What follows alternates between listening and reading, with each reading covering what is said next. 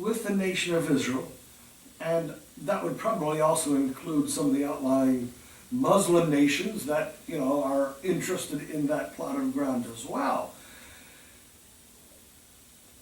And it will be in that very spot, the temple, which he has caused to be erected to please the Jews, that halfway through the tribulation period, he will actually break that covenant, go into Jerusalem. This is when he enters into the pleasant land. That will be 3.5 years before Armageddon. And he will go into Jerusalem and the temple to set himself up as an object of worship. And so this is what it's talking about here, a future temple. Because when John wrote this, there was no literal temple in Jerusalem to be measured. Verse 2, the angel continues to give John the instructions. I'm in Revelation chapter 11, verse 2. I hope I don't lose you. If I lose you, raise your hand. I get excited and get carried away, and I may lose you in my dust.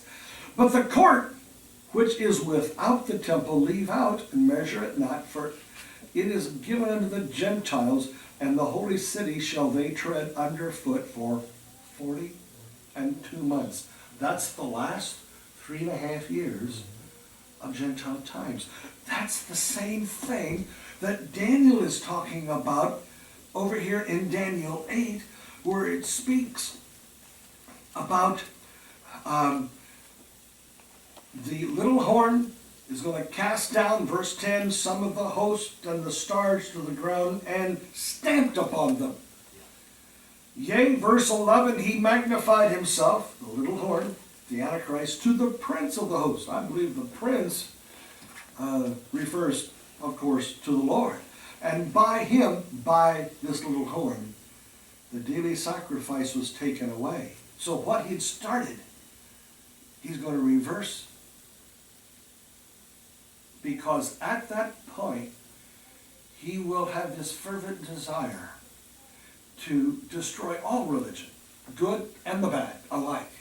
This is when the harlot system, I believe it's a picture of false religion, the harlot that is riding on the beast. Isn't that interesting? Ever read that in Revelation 17? I don't know if I want to slow down too much here. But this all fits in. And in Revelation 17, we are told that the 10 horns, who have a kingdom themselves in their own right, they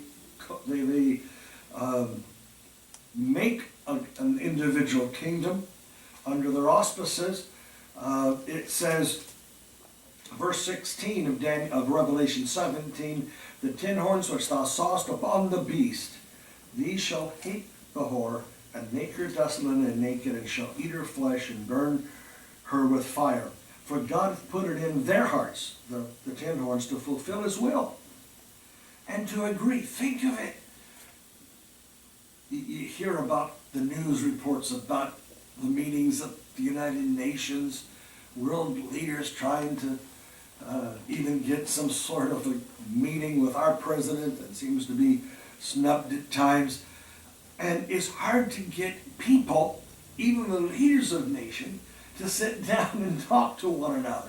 And it's going to take God to put it in their hearts to agree, even though they're agreeing on the other side of the work. They're agreeing with the demonic purpose. And although, yes, God wouldn't have anything against getting rid of Mr. Babylon, but the purpose is so that there won't be any opposition to the worship of the man of sin as God. And so God hath put it in their hearts to fulfill his will and to agree and give their kingdom unto the beast until the words of God be fulfilled. Let me see if I got something here somewhere. Here it is.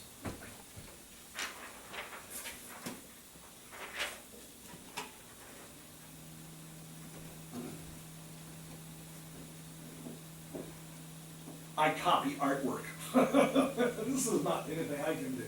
Actually, if I drew this, I'd have all the 10 horns on that 7th head, okay? Representing, what is it, Egypt, Assyria, Babylon, Media, Persia, Greece, Rome, and then we don't know what the 7-horned kingdom is going to be called. For want of a better term, I call it revised Rome. But then, during that same time that this kingdom is functioning, the beast himself is going to come into power. That's the beast itself is the little horn. Get this, this may be obscure, but every time in Scripture you have an animal in prophecy, a wild beast of some sort, used to point to some Gentile world power that's ruling in opposition to God and His people. If that wild beast has more than one head, like in Daniel 7, you had this 4-headed leopard. Those heads and the horns that's on that beast represent something distinct from the body of the beast itself. In the book of Daniel chapter 7, the body of the beast represented the kingdom under Alexander the Great. He was the beast in that sense, the leopard. But then the 4 heads represented the same division of that kingdom as do the 4 horns in the next chapter, in chapter 8. I hope I'm not confusing you at this point. So when we come to the book of Revelation, I realize this is an entirely different scene.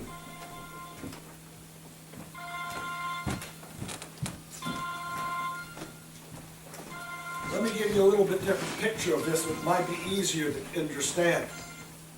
In the book of Revelation, John sees this creature coming up out of the sea in the 13th chapter.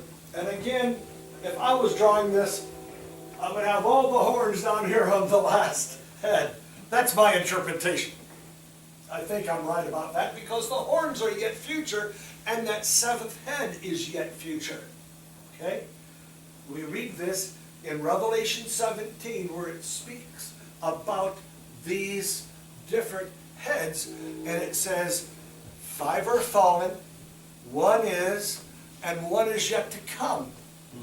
The 5 that are fallen are previous empires, Egypt, Assyria, Babylon, Media, Persia, and Greece. The 1 that is Rome,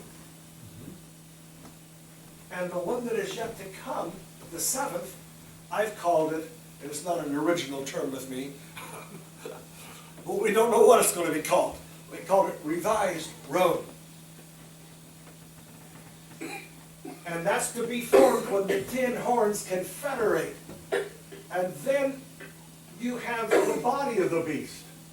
This is going in reverse order from the Grecian Empire in Daniel 8, where the heads of the beast succeeded the body of the beast. It's an interpretation. Here you have the heads and the horns coming before the body, and it's called the 8th. I've heard preachers talk about an 8th head. No. The Bible doesn't talk about an 8th head. It's the 8th part of the beast. In effect, the beast itself. The body of the beast represented the little horn of Daniel, both in chapter 7 and 8, the man of sin in 2 Thessalonians 2, and the Antichrist in 1 John 2. But when we come to the 17th chapter,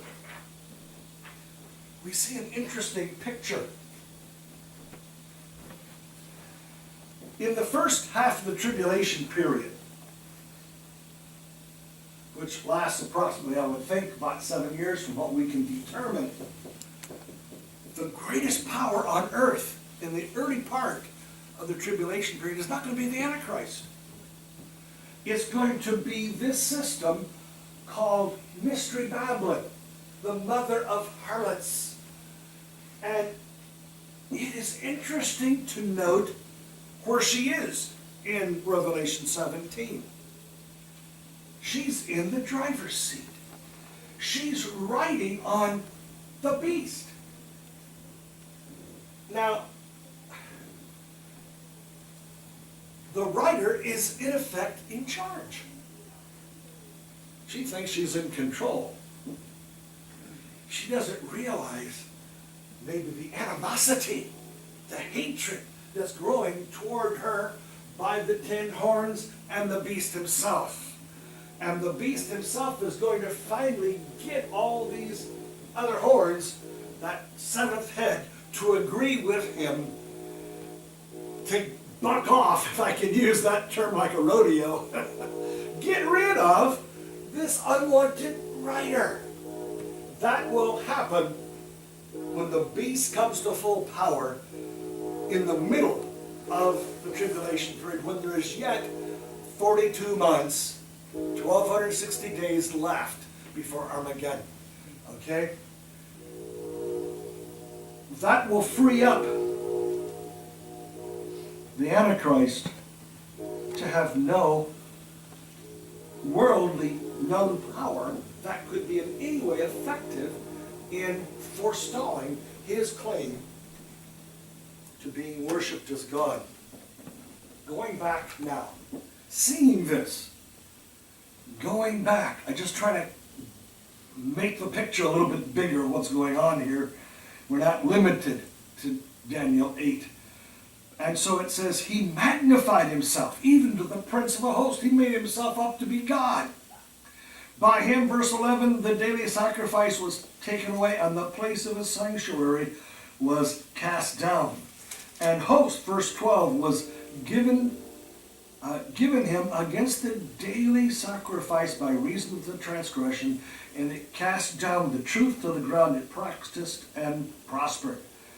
Now we come to verse 13. I'm taking time here